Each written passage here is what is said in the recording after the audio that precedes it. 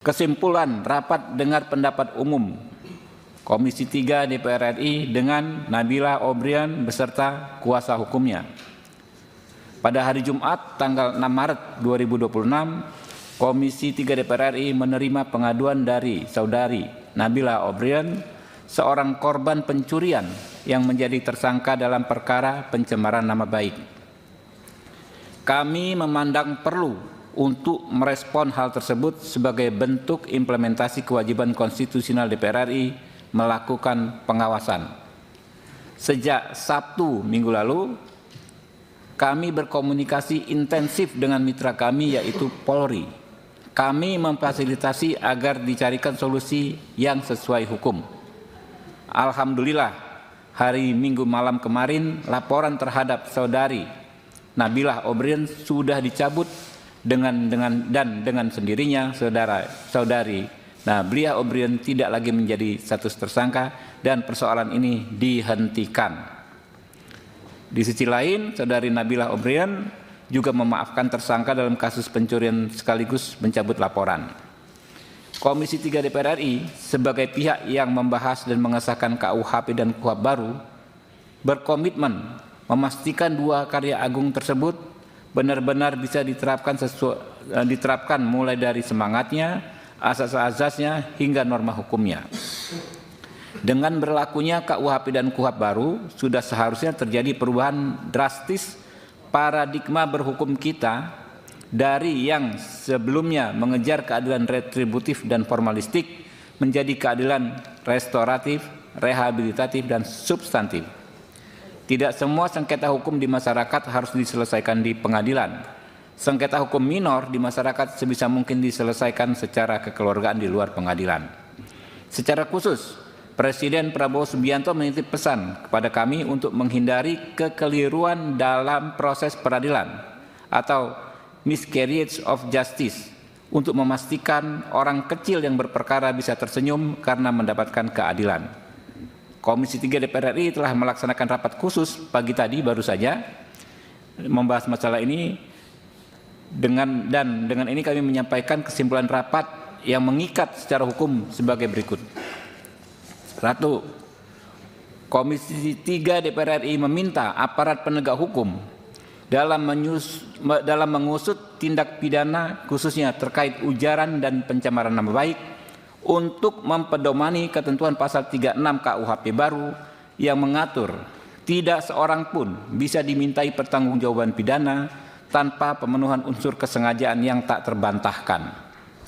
2. Komisi 3 DPR RI menilai Saudari Nabila Obrian secara nyata tidak memenuhi unsur melawan hukum dan unsur kesengajaan untuk memfitnah atau mencemarkan nama baik orang lain. 3. Komisi 3 DPR RI mendukung pencabutan status tersangka terhadap Saudara Nabila Obrian dan penghentian perkara ini dengan mekanisme restoratif justice yang tidak memberatkan. Saya minta pendapat singkat dari Voksi PD Perjuangan. Saya persilakan.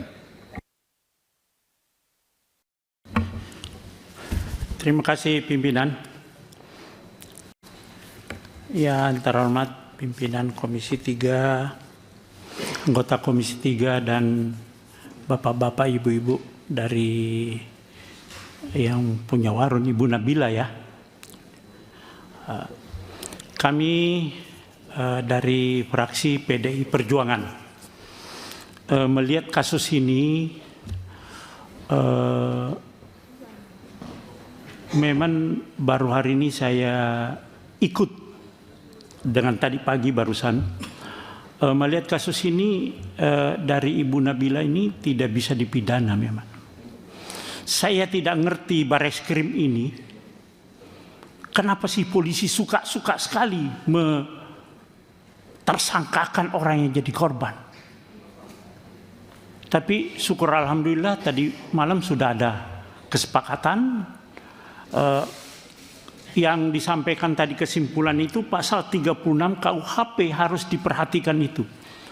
Kalaupun juga berdasarkan undang-undang ITE itu juga tidak bisa juga dipidana karena itu termasuk kepentingan umum di situ gitu, tidak bisa. Oleh karena itu saya sangat setuju bahwa kasus ini harus dihentikan, di SP3-kan kepada Ibu Nabila sebagai tersangka dalam kasus ini gitu loh. Saya minta kepada Barreskrim Polri segera meng-SP3-kan ini, tapi saya kira sudah ada tadi malam semuanya. Dan saya minta Polri seluruh Indonesia, mulai dari Barreskrim, Polda, Polres, tidak ada lagi yang terjadi seperti ini. Kenapa mencari-cari salah orang gitu loh. Saya minta Polri ini sudah lebih adil lah di dalam melakukan langkah-langkah penyidikan. Ingat, di KUHP yang baru juga ada itu. Ketika penyidik melakukan suatu kesalahan, akan dilakukan sanksi, baik itu administrasi, etik maupun pidana. Oleh karena itu harus betul-betul dibaca KUHP yang baru ini yang sudah berlaku dan betul-betul itu dipedomani dan dilaksanakan. Saya kira itu Pak Ketua. Terima kasih. Assalamualaikum warahmatullahi wabarakatuh. Jadi setuju Pak ya? Siap, setuju. Sangat setuju Pak Ketua. Pak Riguanto, Partai Golkar. Terima kasih Pak Ketua. Ini perkara unik ya. Kalau dulu itu jelas praduga tak bersalah itu diterapkan kepada setiap orang yang dikenakan status tersangka atau dituduhkan, ya, supaya hak-haknya masih pulih sebelum pengadilan memberikan keputusan dia dinyatakan bersalah dan mempunyai kekuatan hukum tetap. Jadi praduga tak bersalah itu mencakup hak-hak administratif ya. Pada intinya dia masih punya upaya-upaya hukum, didampingi pengacara, kemudian juga saya salah apa, saya harus diperiksa seperti apa, tuduhannya apa. Kalau berkaitan dengan pemberitaan dia itu belum pantas dipersalahkan, kemudian dia berbalik pencemaran nama baik itu ya, yang menuduh dia bersalah melakukan suatu perbuatan, ini presiden buruk bagi perkembangan hukum di Indonesia. Bayangkan ya. Jadi di kampung kita itu ada keamanan setempat. Keamanan setempat itu salah satunya adalah membuat jaringan CCTV di kompleks perumahan atau rumah pribadi. Nah, mereka pastinya ingin mengetahui apakah nanti ada pencurian di sini atau pencurian itu bisa tertangkap nggak dengan saya pasang CCTV, kami pasang CCTV. Ya. Setelah terpasang ternyata ada pencurian dan kelihatan ciri-cirinya. Logika umumnya adalah aparat setempat itu, satpam, masyarakat dan lain-lain segera menyebarkan berita tentang ada pencurian dan tayangannya seperti apa. Dengan gerakan cepat mereka tutup sana, tutup sini, tutup situ, akhirnya tertangkap. Nah, kemudian kalau mengacu kepada kasus ini, si maling bilang, loh, saya kan belum ditetapkan pengadilan sebagai yang tersangka, yang dipersalahkan atau terdakwa yang dipersalahkan dan dikuatkan dengan putusan pengadilan. Jadi nggak boleh dong kamu tayang-tayangkan seperti itu. Ini analoginya ya. Jadi lucu jadinya. Apalagi di dunia digital sekarang ini yang luar biasa, setiap orang itu dalam kehidupan sehari-harinya bisa merekam dirinya sendiri maupun di lingkungannya menjadi sesuatu yang tidak bisa terbantahkan. Ya. Jadi tidak absolut itu yang praduga tak bersalah itu. Yang dalam konteks ini ya, apalagi untuk kepentingan umum. Saya setuju Pak Ketua, ini dihentikan ya supaya masyarakat juga jangan takut melapor tentang kejahatan yang ada di sekitarnya. Dari Partai Golkar setuju sekali untuk ini diselesaikan secara baik. Terima kasih. Oke, berikutnya dari Gerindra, Pak Rahul. Terima kasih pimpinan. Kami Voksi Partai Gerindra setuju perdamaian dan penghentian kasus saudara Nabila karena secara nyata tidak memenuhi unsur melawan hukum dan unsur kesengajaan untuk memfitnah atau mencemarkan nama baik orang lain pimpinan. Mungkin begitu pimpinan. Oke. Pak Endang, setuju? Terima kasih pimpinan. Yang saya hormati pimpinan dan seluruh rekan anggota Komisi 3, yang saya hormati Ibu Nabila Obrien beserta rombongan. Mohon izin menyampaikan bahwa kita ketahui dalam hukum pidana Indonesia kan seorang baru dapat dinyatakan bersalah kalau memenuhi 2 unsur ya. Kalau nggak mens rea dan actus reus. Nah, saya melihat bahwa perbuatan yang dilakukan Mbak Nabila ini belum memenuhi 2 unsur itu. Karena perbuatan yang dilakukan mungkin tidak bertujuan untuk menghina, mencemarkan nama baik. Tapi mungkin agar supaya hal seperti itu tidak terjadi di warung-warung atau di restoran-restoran lainnya. Jadi untuk itu kami setuju jika kasus ini dihentikan. Terima kasih. Ya. Sebelum lanjut ke PKS, saya informasikan rekan-rekan wartawan diperkenankan bawa kamera ke bawah, karena nanti kita ada penyerahan ini ya, penyerahan hasil rapat. Yang di atas baru waktu ke bawah, silakan. PKS. Assalamualaikum warahmatullahi wabarakatuh. Yang kami hormati pimpinan dan teman-teman Komisi 3, yang kami hormati Saudari Nabilah dan kuasa hukum, saya dari Partai Keadilan Sejahtera. Terus terang saja dari hasil kajian kita tadi rapat pagi dan juga kesimpulan yang tadi disampaikan, menarik ya bahwa lebih-lebih untuk para penegak hukum dengan adanya KUHAP maupun acara pidana yang baru perlu penyesuaian. Menarik tadi yang disampaikan rekan terdahulu ya, bahwa di mana-mana sekarang masyarakat sudah memanfaatkan teknologi ya, bahwa di gang, di rumah-rumah ada CCTV. Jadi aneh kalau di CCTV itu pelakunya terlihat lalu dilaporkan jadi terbalik. Itu hal yang menurut saya pribadi sangat aneh gitu. Tapi alhamdulillah proses ini oleh Komisi 3 bisa diselesaikan, dan dengan ini saya mewakili Partai Keadilan Sejahtera menyetujui kesimpulan yang disampaikan oleh Ketua Komisi terhadap kasus ini. Terima kasih pimpinan. Wassalamualaikum warahmatullahi wabarakatuh. Ya, tanggapan dari Nabila dan kuasa hukumnya. Yang mana duluan? Kuasa hukum, setelah itu Mbak Nabila, silakan.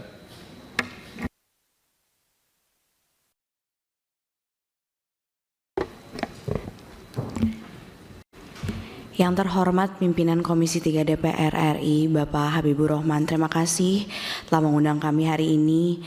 Yang kami percaya pasti untuk keadilan rakyat, yaitu Ibu Nabila. Dari kemarin memang selama proses izin anggota Dewan, memang banyak kejanggalan-kejanggalan yang terjadi gitu.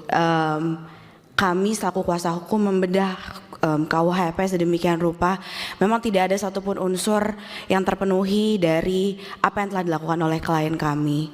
Sehingga memang ketika kemarin klien kami ditetapkan sebagai tersangka, itu merupakan shock yang sangat mendalam, seperti itu kurang lebih. Namun dengan hormat dan kebaikan oleh Bapak Habibur Rahman mengundang dan mendengar kami. Kemarin juga kami telah menyelesaikan permasalahan kedua belah pihak dan menemukan titik temu dengan semangat keadilan restoratif seperti yang digaungkan dari KUHP yang baru, sehingga memang per kemarin tanggal 8 Maret 2026 perkara telah selesai dan telah dicabut oleh kedua belah pihak. Kami selaku penegak hukum juga di sini berharap keadaan ini atau kejadian ini bisa diambil hikmahnya yang baik oleh seluruh penegak hukum yang ada. Kami lihat juga di berita berkali-kali korban dijadikan tersangka. Ini semoga tidak menjadi hal-hal yang terus terjadi, karena memang klien kami ini adalah korban yang sedang menyuarakan kepentingan publik dan juga pembelaan diri melalui CCTV-nya. Sehingga dari kami sangat menghargai, bersyukur dan menghormati kesimpulan rapat hari ini. Terima kasih untuk pimpinan dan seluruh anggota Dewan. Oke, Mbak Nabila, ada yang disampaikan?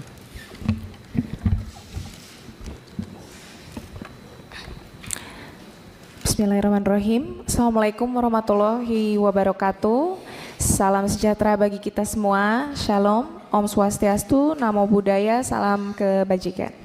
Yang saya hormati Ketua Komisi 3 DPR RI Bapak Habibur Rahman beserta seluruh pimpinan dan anggota Komisi 3 DPR RI yang sudah sangat amat membantu saya.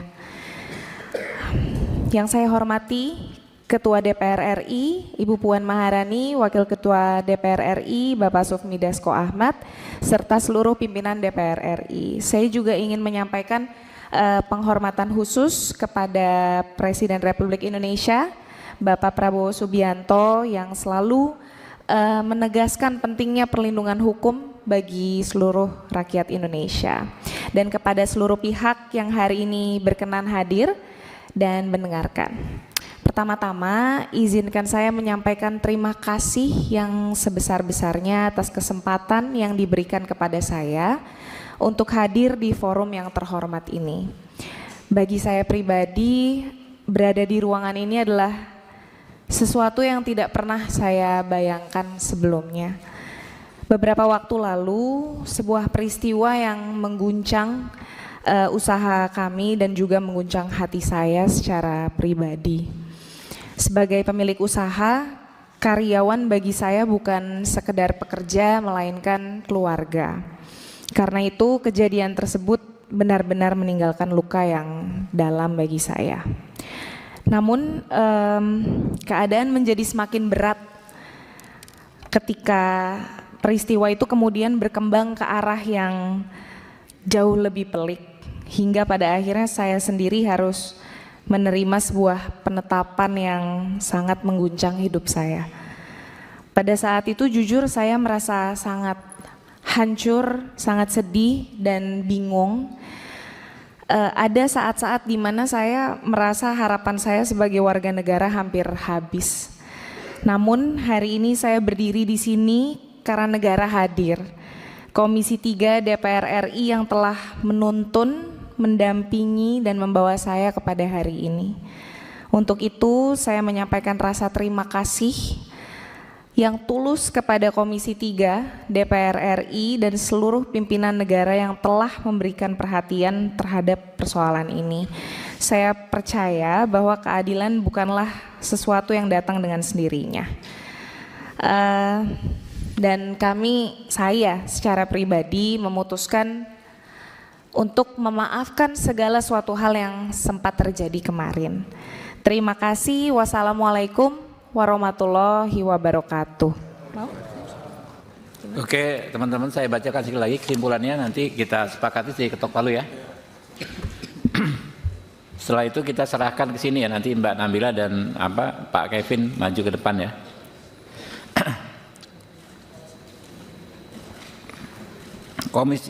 Komisi 3 DPR RI tadi pagi sudah melakukan rapat khusus untuk membahas masalah ini ya, dan dengan ini kami menyampaikan kesimpulan rapat yang mengikat secara hukum sebagai berikut. 1. Komisi 3 DPR RI meminta aparat penegak hukum dalam mengusut tindak pidana khususnya terkait ujaran dan pencemaran nama baik untuk mempedomani ketentuan pasal 36 KUHP baru yang mengatur tidak seorang pun bisa dimintai pertanggungjawaban pidana tanpa pemenuhan unsur kesengajaan yang tak terbantahkan. 2. Komisi 3 DPR RI menilai saudari Nabila O'Brien secara nyata tidak memenuhi unsur melawan hukum dan unsur kesengajaan untuk memfitnah atau mencemarkan nama baik orang lain. 3. Komisi 3 DPR RI mendukung pencabutan status tersangka terhadap saudari Nabila O'Brien dan penghentian perkara ini dengan keadilan restoratif atau restoratif justice yang tidak memberatkan. Sepakat? Oke. Ya, Mbak, ini kita serahkan. Bisa maju ke depan dengan kuasa hukumnya.